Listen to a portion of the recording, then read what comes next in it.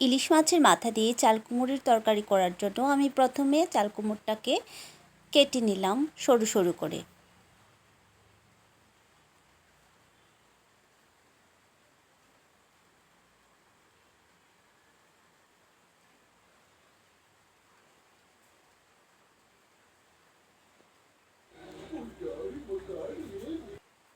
আর এদিকে নিলাম আদা বাটা, পেঁয়াজ বাটা, জিরা ধনিয়ার বাটা আর কাঁচা লঙ্কা বাটা।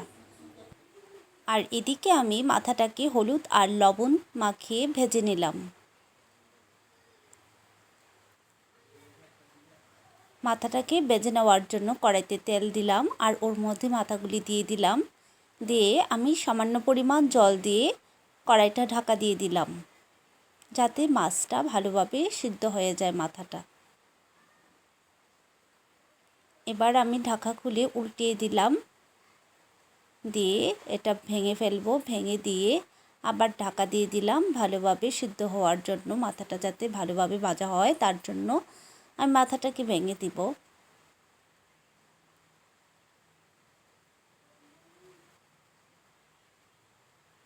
আবার আমি ঢাকা দিয়ে দিলাম। আর এবার আমার মাছের মাথাটা ভালোভাবে ভাজা হয়ে গেল।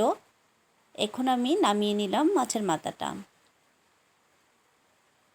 তারপর কড়াইতে তেল দিয়ে দিলাম আর এর মধ্যে দিয়ে দিলাম শুকনো মরিচ আর তেজপাতা। আর এখানে 1 চামচ মেথি দিয়ে দিলাম। মেথিটা দেওয়ার আলাদা একটা সুন্দর একটা স্মেল আসে। আর এর মধ্যে দিয়ে দিলাম আদা বাটা আর দিলাম লবণ। আমি ভালোভাবে মিশিয়ে নিচ্ছি। তারপর দিয়ে দিলাম হলুদটা দিয়েও আমি মিশিয়ে নিলাম। এবার ওর মধ্যে দিয়ে দিলাম পেঁয়াজ বাটা।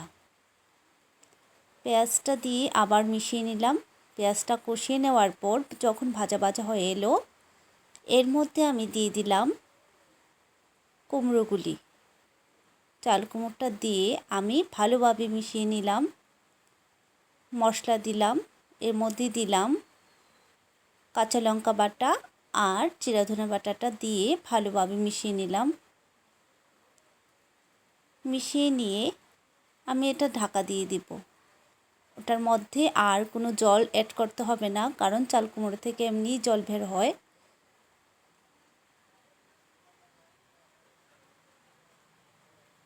ঢাকা তুলে দেখলাম আমার চাল কুমড়োটা প্রায় হয়ে এলো,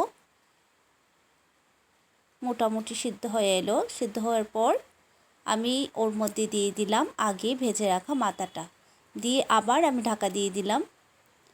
এখন প্রায় হয়ে এলো, তাই আমি ওর মধ্যে দিয়ে দিলাম ধনিয়া পাতাটা দেওয়ার পর আমি আবার ভালোভাবে ওটা মিশিয়ে নিলাম। মিশিয়ে আবার ঢাকা দিয়ে দিলাম, যাতে ধনিয়া পাতার গন্ধটা ভালোভাবে তরকারির মধ্যে উঠে যায়।